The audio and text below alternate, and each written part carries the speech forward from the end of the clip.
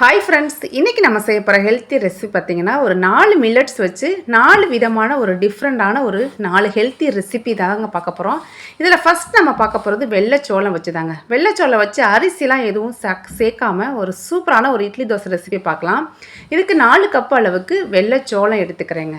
இதை நல்லா வாஷ் பண்ணிவிட்டு ஒரு 8லேருந்து 10 மணி நேரம் ஊற வச்சிடலாம். இன்றைக்கி அதை நான் ஓவர் நைட் ஊற வச்சு எடுத்துக்க போகிறேன். 4 கப்பு வெள்ளைச்சோளத்துக்கு 1 கப்பு உளுந்து. நம்ம எந்த கப்பில் வேணாலும் மெஷர் பண்ணி எடுத்துக்கலாம். கப்பு, டம்ளர் இதில் வேணாலும் மெஷர் பண்ணிக்கலாம். இது கூட 1 ஸ்பூன் அளவுக்கு வெந்தயம் சேர்த்து உளுந்தையும் நல்லா வாஷ் பண்ணிவிட்டு இதையும் ஊற வச்சிடலாங்க. உளுந்து ஒரு 3லேருந்து 4 மணி நேரம் ஊறினா போதும். இப்போ ஊற வச்ச வெள்ளைத்தொலைச்ச நல்லா ஒரு டைம் நல்லா வாஷ் பண்ணிவிட்டு எடுத்துக்கிறேன். இப்போ உளுந்தும் ஊறிடுச்சு. இப்போ மெஷர் பண்ண கப்லையே ஒரு அரை கப்பு அளவுக்கு அவளையும் ஒரு 1/2 hour ஊற வச்சு எடுத்துக்கலாங்க. இப்போ இன்றைக்கி நான் மாவை கிரைண்டரில் தான் அரைச்சி எடுக்க போகிறேன். ஃபஸ்ட்டு கிரைண்டரில் உளுந்தை சேர்த்து நல்லா இந்த மாதிரி பந்து போல் ஒரு 1/2 hour அரைச்சி எடுத்துக்கலாங்க. இதை வெளியில் எடுத்ததுக்கப்புறம் அவளை சேர்த்து ஒரு 2 நிமிஷம் ஓடினதுக்கப்புறம் நம்ம ஊற வச்ச வெள்ளைச்சோளத்தையும் சேர்த்து நல்லா ஃபைனாக அரைச்சிடலாம். இந்த அளவுக்கு தான் வெள்ளைச்சோளம் அரைப்படணும். கொஞ்சம் நரன்னு இருக்கிற ஸ்டேஜுக்கு இதை நம்ம வெளியில் எடுத்துக்கலாங்க. இப்போ இந்த மாவு கூட தேவையான அளவு உப்பு சேர்த்துக்கலாம். உப்பு சேர்த்து நல்லா கலந்து விட்டுலாம். மாவு ரொம்ப தண்ணியாக இருக்கக்கூடாது. இது நம்ம இட்லியும் ட்ரை பண்ண போகிறோம். மாவோட கன்சிஸ்டன்சி பாருங்கள், இந்த அளவுக்கு இருக்கணும். இப்போ மாவை மூடி வச்சு ஒரு 5லேருந்து 6 மணி நேரம் நம்ம புளிக்க வைக்கணுங்க. இந்த மாதிரி மில்லட்ஸ் எல்லாம் புளிக்க வச்சு நம்ம சமைச்சு சாப்பிடும்போது நமக்கு டைஜஷன் ப்ராப்ளம்லாம் வராது. அதோட நியூட்ரிஷன் பெனிஃபிட்ஸும் நமக்கு ஃபுல்லாகவே நமக்கு கிடச்சி வந்துடுங்க. மாவு நமக்கு நல்லா பொங்கி வந்துருச்சுங்க. இதை லைட்டாக ஜென்டிலாக மிக்ஸ் பண்ணி விட்டுடலாம். இப்போ இட்லி பாத்திரத்தில் சூடு வந்ததுக்கப்புறம் நம்ம எடுத்து வச்சுருக்க மாவை சேர்த்து ஒரு ஹை ஃப்ளேமில் ஒரு 10லேருந்து 12 நிமிஷம் வேக வச்சு எடுத்துக்கலாங்க. இப்போ இதுக்கு ஒரு சட்னி பார்த்துடலாம். இப்போ இது கூட ஒரு 1/4 மூடி அளவுக்கு தேங்காய், காரத்துக்கு பச்சை மிளகாய் சேர்த்துக்கலாம். இன்றைக்கி நான் கொஞ்சமாக தான் சேர்த்துருக்கேன். ஒரு 3லேருந்து 4 பல்லு பூண்டு, கொஞ்சமாக புதினா, ஒரு சின்ன துண்டு இஞ்சி, ஒரு 2 டேபிள் ஸ்பூன் அளவுக்கு பொட்டுக்கடலை சேர்த்துக்கலாங்க. இதெல்லாத்தையும் நல்லா அரைச்சி உப்பு சேர்த்து அரைச்சி தாளிப்பு கொடுத்தோன்னா இந்த சட்னி ரெடிங்க. சைட் பை சைடில் பார்த்தீங்கன்னா நமக்கு இட்லியும் நல்லா சாஃப்டாக துணிலெல்லாம் ஒட்டாமல் வருங்க.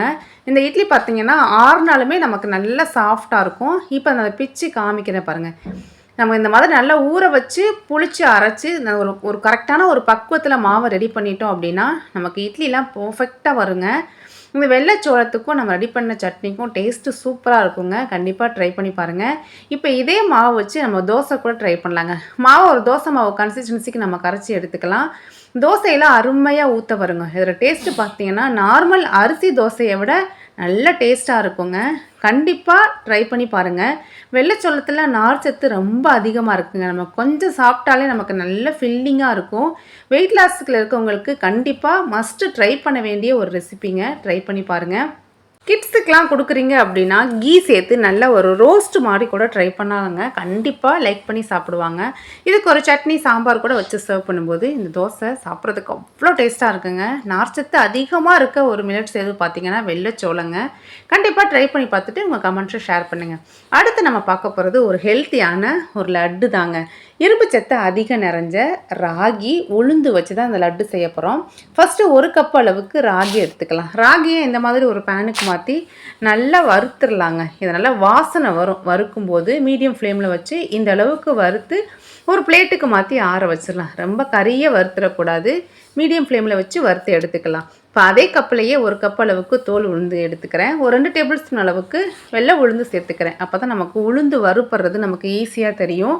இப்போ உளுந்தோட பச்சை வாசனை போகணுங்க. பச்சை வாசனை போய் நல்லா இந்த அளவுக்கு செவக்க வறுத்துடணும். அப்போ தான் நமக்கு உளுந்து ஸ்மெல் இல்லாமல் இருக்கும் சாப்பிடும்போது. இதையும் நல்லா வறுத்து ஒரு பிளேட்டுக்கு ஆற வச்சிடலாம். அதே கப்லையே ஒரு அரை கப் அளவுக்கு பார்லி அரிசி எடுத்துக்கலாம். பார்லி அரிசியையும் மீடியம் ஃப்ளேமில் வச்சு கலர் சேஞ்ச் ஆகிற அளவுக்கு வறுத்து ஆற வச்சிடலாங்க. இப்போ நம்ம வறுத்து ஆற வச்ச எல்லாத்தையும் இந்த மாதிரி ஒரு மிக்ஸி ஜாருக்கு மாற்றி நல்லா ஃபைன் பவுடராக அரைச்சிக்கலாம். அரைச்சி இந்த மாதிரி ஒரு அகலமான பவுலுக்கு சேர்த்துக்கலாங்க. இப்போ ஆற வச்ச உளுந்து கூட வாசனைக்காக 3-4 ஏலக்காய் சேர்த்துக்கலாம். கொஞ்சமாக சுக்கையும் இந்த மாதிரி தட்டிட்டு சேர்க்கலாங்க. தட்டிட்டு சேர்க்கும்போது நமக்கு ஈஸியாக அரைக்க முடியும். இதையும் நல்லா ஃபைனாக அரைச்சி நம்ம அரைச்ச ராகி கூட இதையும் சேர்த்துக்கலாம். இப்போ நாம் ஆற வச்ச பார்லி அரிசியையும் நல்லா அரைச்சி எல்லாமே ஒரே பவுலில் சேர்த்து நல்லா ஒன்று சேர கலந்து விட்டு எடுத்துக்கலாங்க. இந்த மாவு எல்லாமே நல்லா ஒன்று சேர கலந்து வரணும். இந்த அளவுக்கு கலந்து நம்ம ரெடி பண்ணி வச்சுக்கலாம்.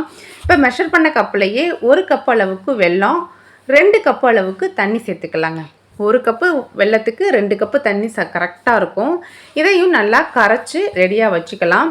இப்போ ஒரு பேனில் ஒரு 2 டேபிள் ஸ்பூன் அளவுக்கு நெய் சேர்த்துக்கலாம். நெய் நல்லா உருகி வந்ததுக்கப்புறம் இது கூட கொஞ்சமாக முந்திரியையும் பாதாமையும் இந்த மாதிரி துருவிட்டு எடுத்து வச்சுக்கிறேன். அதையும் உள்ளே சேர்த்து கலந்து விட்டுலாங்க. இதெல்லாம் ஆப்ஷனல் தாங்க, நம்மளோட விருப்பம் தான், வேணாட்டி ஸ்கிப் பண்ணிக்கலாம். இந்த மாதிரி கொஞ்சம் எக்ஸ்ட்ராவாக டேஸ்ட்லாம் பண்ணி கொடுக்கும்போது குழந்தைங்கள்லாம் லைக் பண்ணி சாப்பிடுவாங்க. அதுக்காக தான். இப்போ இது கூட நம்ம கரைச்சி வச்சுருக்க வெல்லத்தை சேர்த்துக்கலாம். ஒரு 2 பிஞ்ச் அளவுக்கு உப்பு சேர்த்துக்கலாங்க. உப்பு சேர்க்கும்போது அதில் இனிப்போட டேஸ்ட் வந்து கொஞ்சம் பெஸ்ட்டாக இருக்கும். அதனால தான் ஆட் பண்ணிக்கிறோம். இப்போ நல்லா கொதி வந்ததுக்கப்புறம் நம்ம கலந்து வச்சுருக்க மாவை எடுத்து உள்ளே சேர்த்துக்கலாம். அடுப்பை மீடியம் ஃப்ளேம்லேயே வச்சு இந்த மாதிரி கலந்து விட்டுடலாங்க. ஓரளவு கலந்ததுக்கப்புறம் நம்ம ஸ்டவ்வை ஆஃப் பண்ணிடலாம். இந்த மாதிரி ரஃப்பாக கலந்து விட்டுடலாம். இப்போ இது கூட இந்த ஸ்டேஜில் ஒரு சின்ன குழிக்கரண்டியில் 2 குழிக்கரண்டி அளவுக்கு நல்லெண்ணெய் சேர்த்து நல்லா கலந்து விட்டுடலாம். ஒரு கை பொறுக்கிற சூடு வரும்போது நம்ம விருப்பத்துக்கு ஏற்ற மாதிரி குட்டி குட்டி லட்டுகளாக பிடிச்சி எடுத்துக்கலாங்க. அவ்வளோதாங்க. இந்த இரும்பு சத்துலாம் அதிகம் நிறைஞ்ச இந்த ஹெல்த்தி லட்டு சூப்பராக ரெடியாகி வந்துருச்சுங்க. ராகிலையும் சரி கருப்பு உளுந்துலையும் சரி ரொம்ப ஹெல்த் பெனிஃபிட்ஸ் நிறைய இருக்குங்க. பேக் பெயின்லாம் அதிகமாக இருக்கிறவங்கன்னா கண்டினியூஸாக இந்த லட்டுவெல்லாம் எடுத்துக்கும் போது நமக்கு ஆட்டோமேட்டிக்காக சரியாயிருங்க. கண்டிப்பாக ட்ரை பண்ணி பாருங்கள்.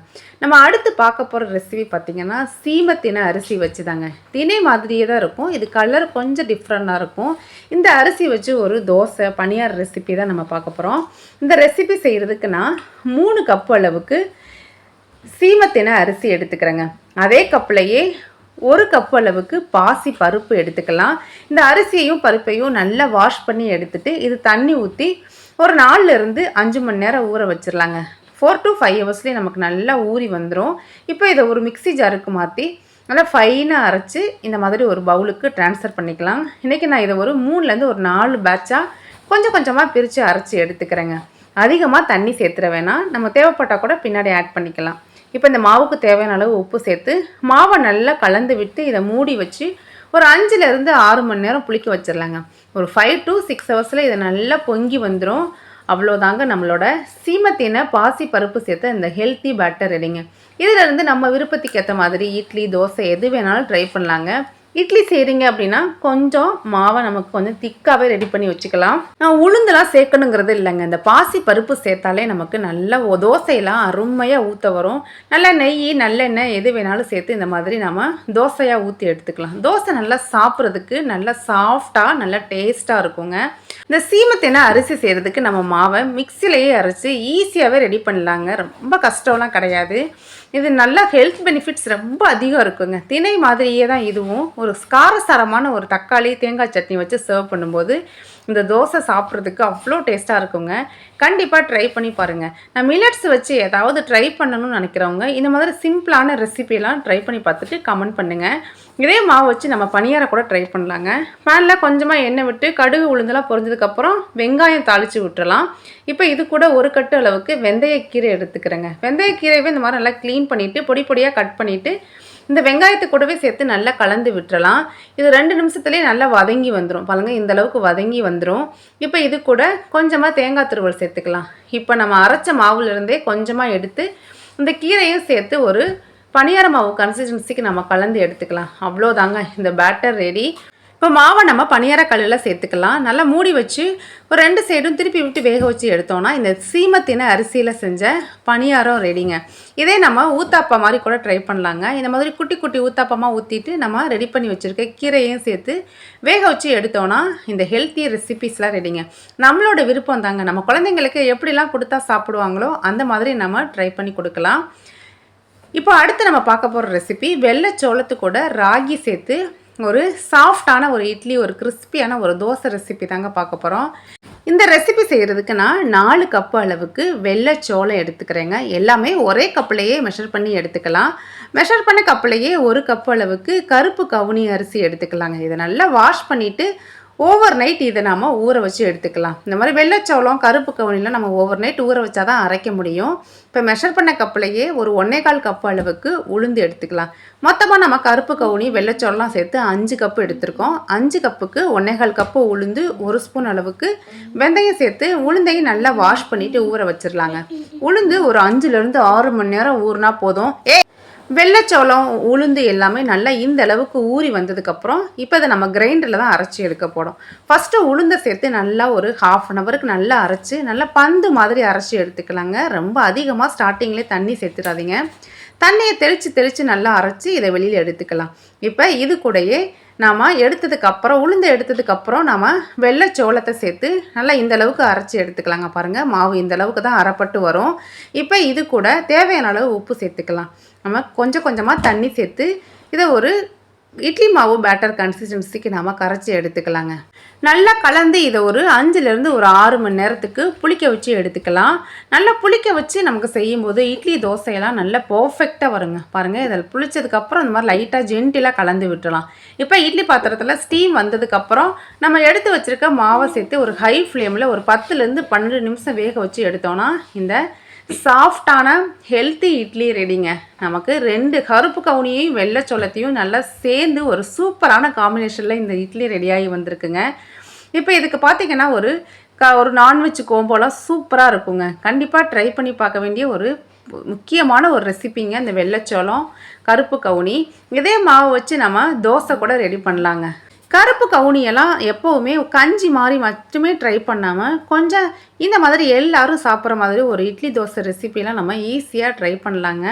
கண்டிப்பாக இந்த மாதிரி ஒவ்வொரு மில்லட்ஸ் ரெசிபியையும் நீங்களும் ட்ரை பண்ணி பாருங்கள். ஒரு டிஃப்ரெண்ட்டான ரெசிபிஸ் ஒரே வீடியோவில் ஆட் பண்ணியிருக்கேங்க. இது மாதிரி நிறைய ஹெல்த்தி ரெசிபிஸ் நம்ம சேனலில் இருக்குங்க. கண்டிப்பாக ட்ரை பண்ணி பார்த்துட்டு உங்கள் கமெண்ட்ஸை ஷேர் பண்ணுங்கள். இந்த மாதிரி ஒரு நான்வெஜ்ஜு குழம்புலாம் செய்யும்போது இந்த மாதிரி ஒரு மில்லட்ஸ் ரெசிபிலாம் ட்ரை பண்ணிங்க பாருங்கள். கண்டிப்பாக எல்லாருமே லைக் பண்ணி சாப்பிடுவாங்க.